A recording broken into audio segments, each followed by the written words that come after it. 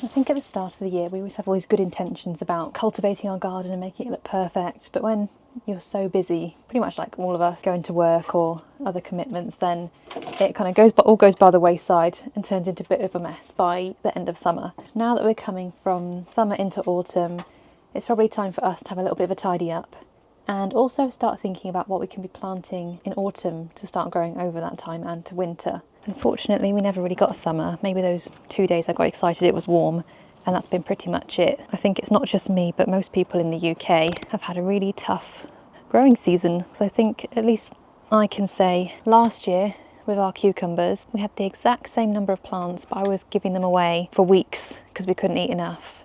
And this year I could probably say we've had about 6, and I can see 2, 3. So we've had 9 cucumbers, which we can definitely eat ourselves. Haven't really needed to give those away, unfortunately. And same with these courgettes. I've had about 3 or 4. Got one good one here that I'm going to eat later on.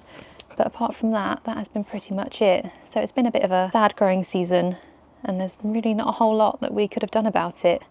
I don't know if anyone else in the UK has had a similar kind of situation or not a successful growing season this year. Let me know. So I think it's safe to say we're going to give up on summer happening this year and start getting ready for autumn. So in terms of looking at the garden, which is, like I said, a little bit of a mess. So talking of the seasons changing means that some crops have finished and need to come out, such as our sweetcorn, which we had about 6 half cobs because they didn't pollinate very well and it's been too cold for them. But we did get a little bit. They taste amazing, but I think they're done now, so they can come out for some winter veg to go in. And these pots down here can be emptied out, again, ready for some winter veg to be going in. And talking of autumn and winter veg, we've got some seeds to start. We've got quite a lot of seeds to start, and I'm going to pot on some things that I have already started. You watched me make this wildly DIY mesh net for some of my brassicas, which I started a little bit early, and it's safe to say, well, I've had to do an upgrade because the plants are getting so big, but it's safe to say it's been a success. So let's have a little look at what's going under there, and then we're going to tidy up and plant some new things. So I have to be honest with you, after looking, not everything has been entirely successful, but there has been some success. My little Brussels sprout, no, what's that? My little cauliflower has been absolutely savaged. But on the other hand, we've got sprouts and Swedes on this side, and they are caterpillar free at the moment and looking reasonably happy. And on the other side, what did I plant down here? I think this is mostly kohlrabi, which is absolutely huge. You are getting off right now. There's always 1 or 2 caterpillars still sneaking in, but I managed to catch them before they do heaps of damage because these plants seem to be pretty robust and grow back pretty quickly. We're going to get him off right now. Excuse me, that leaf is not for you. Sorry, hun. Ooh, big snail. You can go too. You can get in the box. Caterpillar wise, they seem to have moved on. To where? I don't know, and I don't think I even care. Right, I got rid of my 2 new mates over the fence into the woodland over there. I didn't kill them, promise. And so now let's have a look at what we're going to tidy up. I think my first port of call is going to be the shady corner, where not much has happened this year. It's been a bit of a... So we've got RIP nasturtium, pak choi graveyard, some unused tubs, RIPs, RIP, some things that need moving on or getting rid of. And then last of all, some spring onions we can either ditch if they're small or harvest if they're any good. And again, some more nasturtiums, which have been savaged. All right, first up with my dead tray of peas. I started these in the summer thinking I could grow peas in the summer and didn't have any space for them for one. And someone also mentioned it's probably not the best time of year to try peas. And I think they were right. Butternut squash isn't doing very well over here either. There only seems to be only female flowers and no male flowers. So I've had at least 3 butternut squashes not pollinate and fall off, so that's really not good. What used to be pak choys, I'm assuming was also the caterpillars, slugs, everything's favourite food. Also mine, but I didn't get any of them. I think that was a nasturtium at some point. And I'm only ripping this one up now because I think surely that's got to be it. There's no more caterpillars, there's no leaves to eat, and it's ugly, so it's going in the compost. Next up, I've got some spring onions, which have actually probably been in here too long. I'm debating whether to even repot them or just ditch them. Let's just ditch it and start again, I think.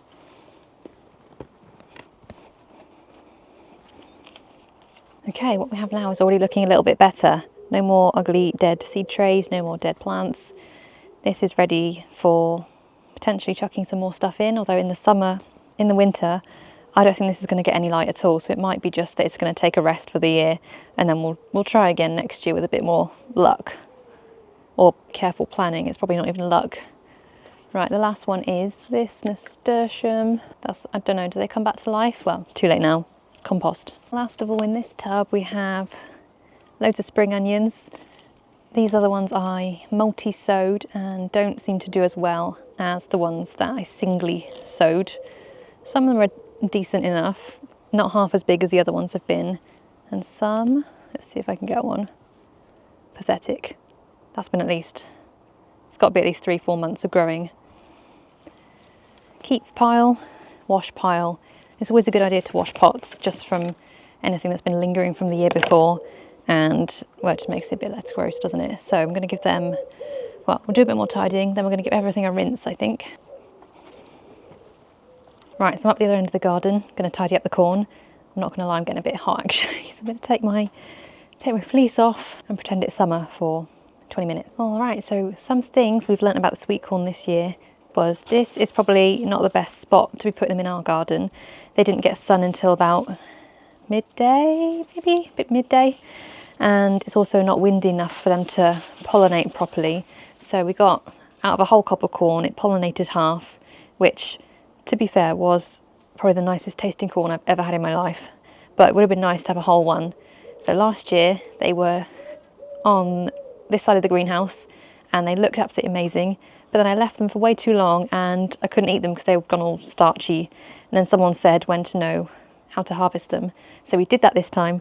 So we did get to taste it, but unfortunately didn't get a full corn. So maybe, third time lucky, we'll get a full cob of corn and harvest at the right time. But for now, these are going to give me no more. And they're also really skinny compared to the ones last year. The stalks last year were probably about, a few, I don't know, inches, a couple of inches across, whereas these ones are a couple of centimetres, if that. I'm going to just cut them at the base, and then they can also go in the compost.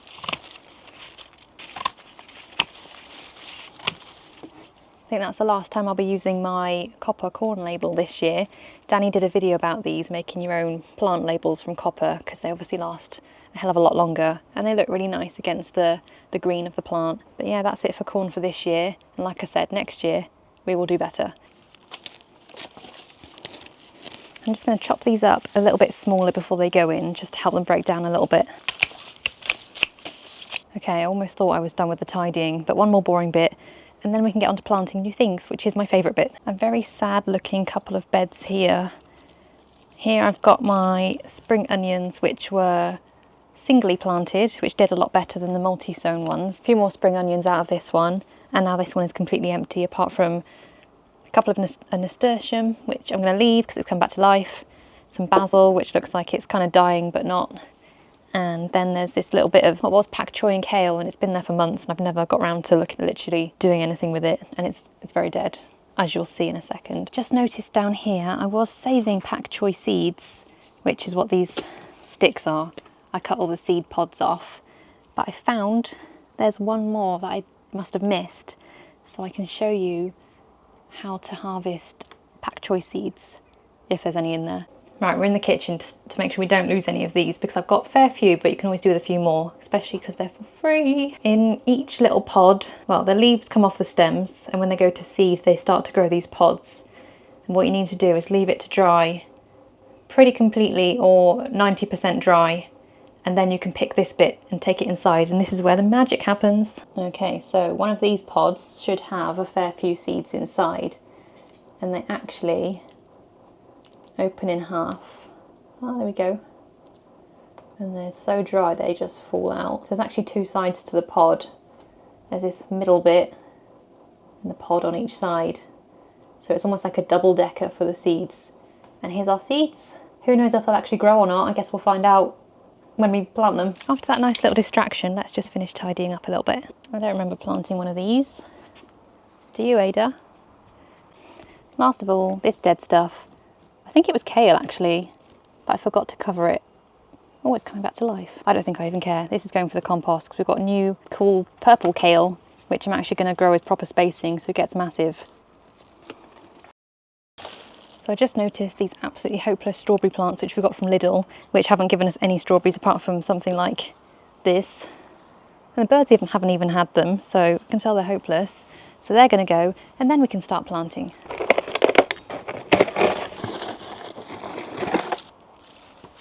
Actually, that's just reminded me of one more thing, and then we can start planting. Does anyone remember these strawberry runners which I put in a little baggie? Let's see if it actually worked. Yes! It's got some roots. Now what do? I need to plant it somewhere. Oh, I think I know. Let's get the other one and see how that one's done. I only did 2 just to see as a bit of an experiment. It looks like it's growing though, so it's not died. Yes, it has. Yeah, it looks good. But we're going to plant these 2 right now somewhere, and then we'll get to planting. So I think I just cut them off and plant them, but that's what I've done. So no turning back now. And I've scouted out a spot for them to go. So these strawberries are just going to go where we tidied up because I think it's a nice sunny spot. And then if they want to make a couple of runners, we've definitely got space. So this long trough thing, this long planter is now going to be home to some strawberries. So I'm just going to add a little bit of compost, some water, and then we'll plant these. I thought for a second I didn't have any compost. That would have been awkward. Give it a little mixy mix.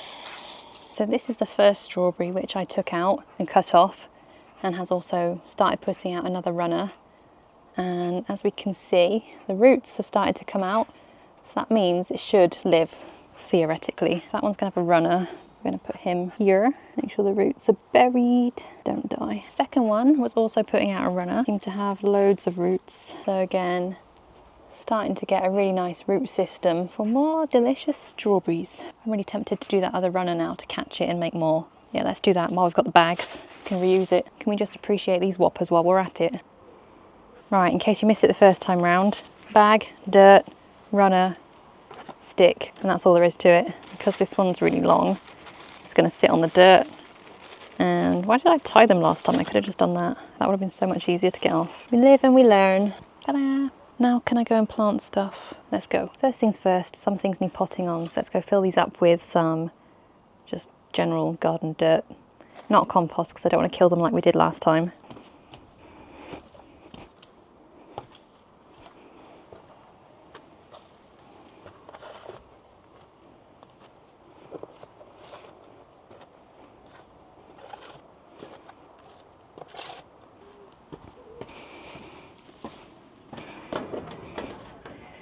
$24 pots for hopefully 24 plants. Let's see what's survived and what's died. Started this lot about a month or maybe even 6 weeks ago now, and it's looking like it's ready to go on to the next stage, and I'm not quite ready to part with them to go outside and get eaten by something yet, so I'm going to pot them on and continue keeping them half inside, half outside. I can see that something is snuck in and is starting to eat them all, so I'm going to have to find the culprit. Looks like a caterpillar. And there's definitely some aphids on my pak choi, so we're going to have to sort those out, and then we're going to chuck all of this into pots. Yikes. Let's make some little dibs.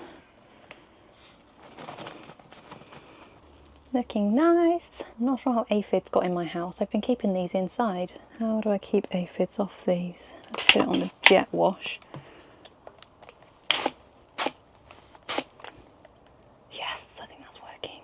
It worked on my, well, specifically my aubergine for the spider mites, because it's absolutely thriving now. It's got 1, 2, 3, 4, 5, 6, 7 flowers on it. I don't know if anyone is going to turn into an aubergine, but it's looking pretty nice. There's the culprit. I just happened to pressure wash a caterpillar. Excuse you, hun. He's going over the fence. BRB. Whatever design that caterpillar was is very camo. Oh yeah.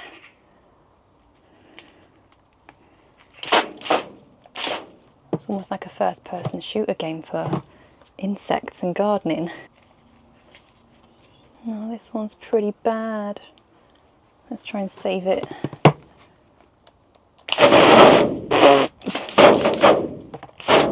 Okay, up next I've got, I think this is kale. Looking very sad. Kale, make a dib. Well, at least we know for pest control, pressure washing everything. seems to work. All right, so we've got a tray of just pak choys and kales here. Oh, hello, Ada.